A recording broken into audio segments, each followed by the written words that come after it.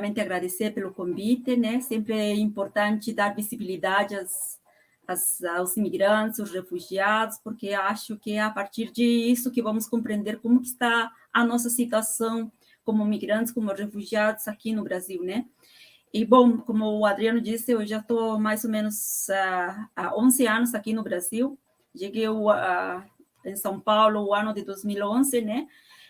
A ideia era, como a maioria dos bolivianos, né, que talvez vocês conhecem, a ideia era ficar só por uns anos, né? De princípio, 2 anos, mas isso foi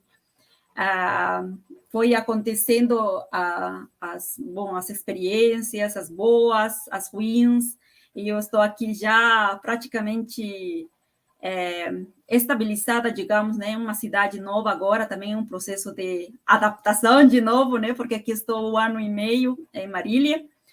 E, bom, quando eu cheguei a São Paulo, né, eu cheguei a morar no bairro de Vila Mariana, que, para quem não conhece, é um bairro de classe meia alta, né, então não tinha nenhum migrante boliviano, tinham migrantes de outras nacionalidades, mas praticamente de origens, né, imigrantes, porque já eram brasileiros, já tinham nascido aqui, né, seus antepassados eram migrantes italianos, portugueses, espanhóis, mas, assim, éramos praticamente a única família no bairro de imigrantes bolivianos, né, e eu me lembro que quando a gente passava pelas ruas, todo mundo nos olhava, né, como falar quem que são esses, né, e nos paravam na rua e nos diziam, de onde que vocês são, né, e onde que fica a Bolívia, né? Muitos não conheciam, né, a Bolívia, e é um país que está aqui do lado, praticamente vizinho do Brasil, e isso me surpreendia muito, né? E aí eu fui entendendo que a maioria, né, dos brasileiros, eles gostam muito de visitar a Europa, Estados Unidos, e poucas pessoas gostam de visitar os países latino-americanos, né? Isso me surpreendeu muito do princípio. Mas eu me senti muito acolhida, porque as pessoas nos diziam, sejam bem-vindas, né? Bom, sua estadia seja muito boa, né? Então, eu me senti muito acolhida nesse bairro.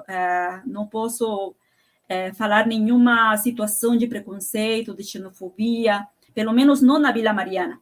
Agora, já como imigrante, visitando outros bairros de São Paulo, principalmente quando comecei o mestrado, né, e comecei a estudar a questão da saúde mental dos migrantes bolivianos que residiam em São Paulo, então eu fazia entrevistas, né, a bolivianos, a bolivianas, e aí eu fui caminhando por todos os bairros de São Paulo, onde tinha uma presença significativa de imigrantes bolivianos, e eu percebi, né, que nesses lugares, embora a migração boliviana seja muito antiga, né, as pessoas, né, os migrantes bolivianos sofriam muito preconceito, discriminação, até agora, né, a xenofobia, inclusive temos casos de assassinatos contra bolivianos, crianças, músicos, igual que os meus irmãos, por exemplo, que vêm de países africanos, né, então a migração latino-americana, a migração africana, ela é uma das migrações que mais sofre com a discriminação e o racismo aqui no Brasil, né,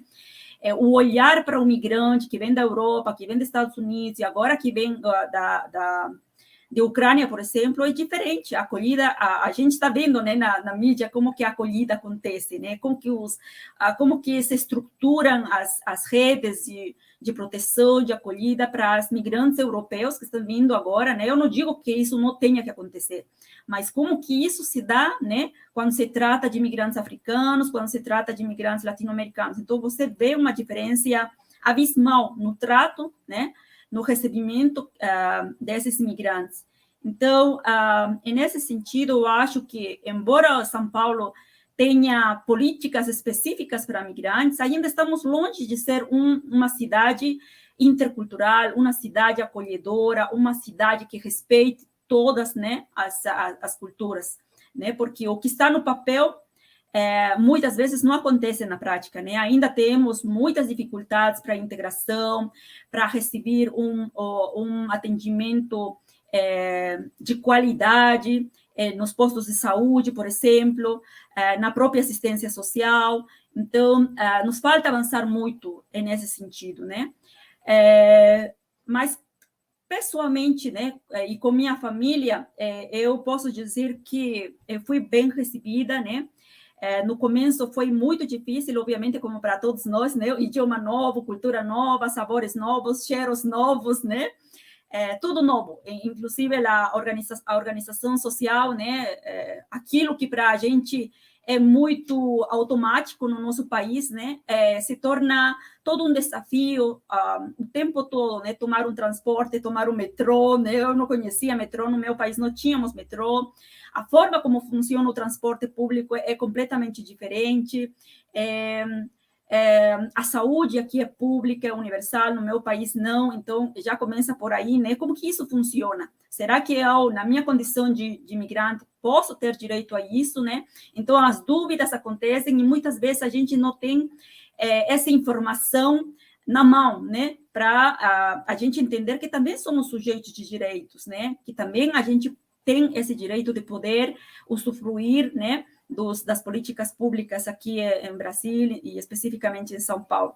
Então, entender isso foi muito difícil, né, para mim, né, mas isso foi se esclarecendo, digamos, à medida que eu fui entendendo como que as coisas acontecem e principalmente, né, dialogando bastante com minha comunidade, principalmente a comunidade boliviana, durante o tempo que comecei o mestrado, né.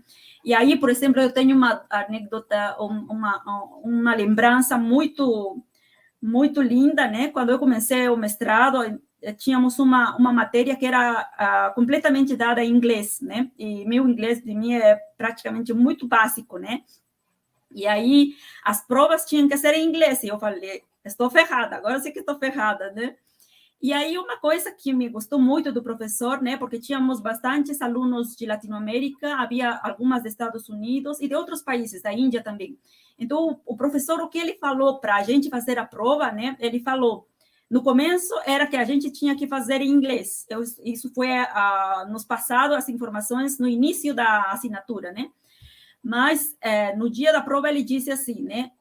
Podem fazer no idioma que vocês quiserem. Se querem fazer em francês, inglês, espanhol, português, podem fazer. E foi um alívio, né? E eu gostaria que mais professores, inclusive na rede estadual de educação, a rede municipal, tivessem esse olhar, né? Digamos, das dificuldades que mesmo para quem morou muitos anos, ainda temos, né? Porque a gramática, Nossa Senhora, é muito difícil em português, né? Eu ainda tenho muitas dificuldades na gramática, se não fosse por o computador, que ele já te mostra os erros, né? Não sei o que seria da minha vida. Mas, assim, acho que nesse sentido é importante, né? Poder se colocar no lugar do outro, a empatia, que possam ter os professores, para nós que depois decidimos fazer uma outra faculdade, porque a gente sabe, né, que mesmo tendo uma formação, né, no nosso país de origem, a gente não consegue exercer essa profissão, né, no novo país. Nosso diploma não vale, a não ser que vocês se enfrente a esse trâmite burocrático, né, da regularização, que muitas vezes nem acontece, porque existem algumas barreiras também nesse sentido, né. Eu, por exemplo, não consegui revalidar meu diploma por uma questão específica, né? Aqui os professores nas universidades têm o que é o currículo Lattes, né? Então, no meu país, os professores não têm isso daí. Então, não consigo ter essa documentação dos meus professores, né? E por isso que eu não consegui revalidar o diploma aqui. Então, são várias questões que vamos enfrentando, porque as universidades também não funcionam da mesma forma que funcionam no Brasil, né? E isso é preciso também entender e ver que alternativas a gente poderia ter para revalidar o nosso diploma quando alguns documentos não são fáceis de acessar, né? Eu tive que viajar na Bolívia e mesmo assim eu não consegui acessar esse documento, então decidi fazer uma outra faculdade e me formei em serviço social, bom, recentemente, né? No ano 2021, em plena pandemia. Então, acho que é mais ou menos o que eu posso dizer.